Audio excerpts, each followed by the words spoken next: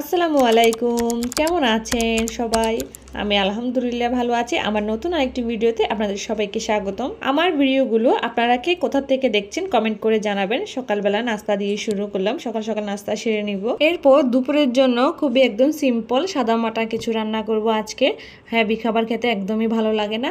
আর ভর্তা হলে তো কথাই নেই, ভর্তা হলে অনেক বেশি ভাত খাওয়া যায়। এটা হচ্ছে তাইয়ন, কে কে পছন্দ করেন আর কার অঞ্চলে কি নামে ডাকে আপনারা কমেন্ট করে জানান। এখানের সাথে আর আমি দুটো কাঁচামরিচও টেলে নিয়েছি। যখন এগুলো খুব ভালোভাবে টেলে নেওয়া হয়ে যাবে, আপনারা এটা হাতে কচলিয়ে নিতে পারেন কিংবা পাটায় পিষে নিতে পারেন। আমার কাছে বাটনা ছিল, আমি বাটনাতে এটা একটু পিষে নিয়েছি, এটাতে আর কষ্টটা কম হয়।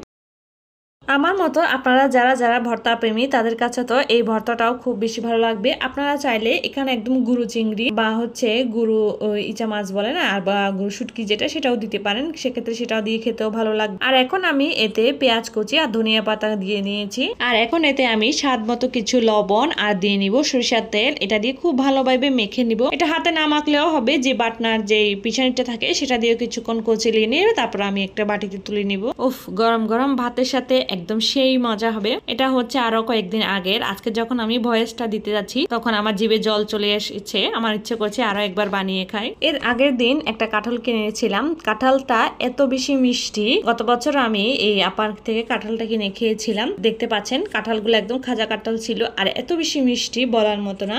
মাশাআল্লাহ, আমার তো ছেলে মেয়ে দুজনে খুব বেশি পছন্দ করে এই খাজা কাঁঠালটা। কাঁঠাল ভেঙে কাঁঠাল খেয়ে আবার রান্নাতে চলে এসেছি। আপনাদেরকে বলেছিলাম না আজকে খুবই সিম্পল রান্না করব, আর লতি দিয়ে চিংড়ি মাছ, এটাও খুব বেশি পছন্দ। আমার মনে হয় না এরকম কেউ আছে যারা লতি পছন্দ করে না। আমার কাছে মনে হয় এই মাছ মাংস চাইতে এই ধরনের সাদামাটা খাবার, তিতা করলা ভাজি, লতি, ভর্তা, এগুলো দিয়ে খুব বেশি ভালো খাওয়া যায়। আর খেতেও স্বাদ হয়, তৃপ্তি নিয়ে খাওয়া যায়।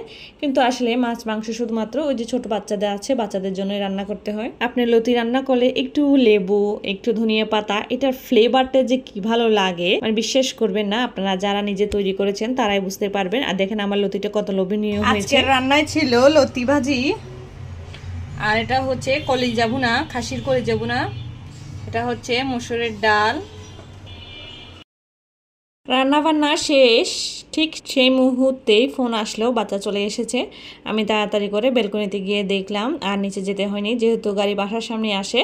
আর সিকিউরিটি ভাইয়াটা খুব সুন্দর করে রাস্তাটা পার করে দিচ্ছে, দেখতেই পাচ্ছেন। তো এইটা হচ্ছে আসলে আরেকটা শান্তি, যে খুব কষ্ট করে আর স্কুলে যেতে হচ্ছে না, বাচ্চা নিজে নিজে বাসার সামনে থেকে যাচ্ছে আসতেছে। এই তো এখন আমরা দুপুরের খাবারটা খেয়ে নিব।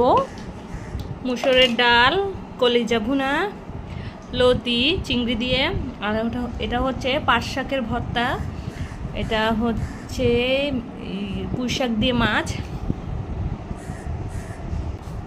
এই শাকটা হচ্ছে এটা পাট শাক ভর্তা, পাট শাক আমরা আমার সামনের বাসার ভাবি দিয়েছে, আর এটা আমার মা দিয়েছে। এটা